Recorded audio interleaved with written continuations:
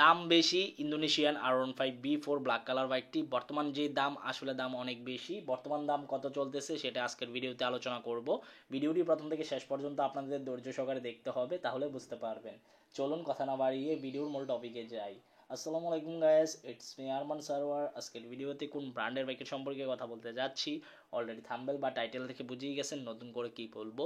তবে এখনো পর্যন্ত যারা আরমান সারোয়ার ইউটিউব চ্যানেলটি সাবস্ক্রাইব করেন নাই তারা অবশ্যই আরমান সারোয়ার ইউটিউব চ্যানেলটি সাবস্ক্রাইব করে ফেলবেন যেন পরবর্তী আপডেট নোটিফিকেশন পেয়ে যান। বন্ধুরা, ইয়ামা R15B4 Indonesian glossy black colour বাইকটি কিন্তু ব্যাপক চাহিদা বাংলাদেশের বাজারে। আমার কাছে পার্সোনালি খুবই ভালো লাগে।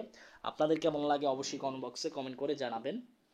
তো এই ইন্দোনেশিয়ান R15B4 ব্ল্যাক কালার বাইকটি প্রাইস বর্তমান চাইতেছে 6 লক্ষ টাকা আস্কিং প্রাইস। ভাবতে পারতেছেন ইন্দোনেশিয়ান R15B4 ব্ল্যাক কালার বাইকটির দাম চাইতেছে 6 লক্ষ টাকা আস্কিং প্রাইস।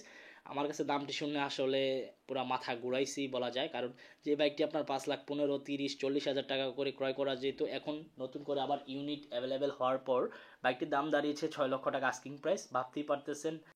ভাবতে পারতেছেন আকাশচুম্বী দাম। তো যাই হোক, যারা ইন্দোনেশিয়ান R15B4 ব্ল্যাক কালার বাইকটি নিতে চান অবশ্যই নিতে পারেন। যার কাছে প্রাইস কোনো ম্যাটার করে না তারাই বাইক ক্রয় করতে পারবে ইন্দোনেশিয়ান R15B4 6 লক্ষ টাকা দিয়ে। বাট আমার কাছে ব্যক্তিগত যদি মতামত দেন, আমি 6 লক্ষ টাকা দিয়ে R15B4 ক্রয় করব না। আর 6 লাখ টাকা ভরে আমি প্রাইভেট কার ক্রয় করে ফেলবো ইনশাল্লাহ। কারণ 6 লাখ টাকা দিয়ে এই বাইক ক্রয় করা উচিত আমি মনে করি না। হায়ার সিসির বাইক হলে কথা ছিল, বা 250-300 সিসির বাইক হলে কথা ছিল।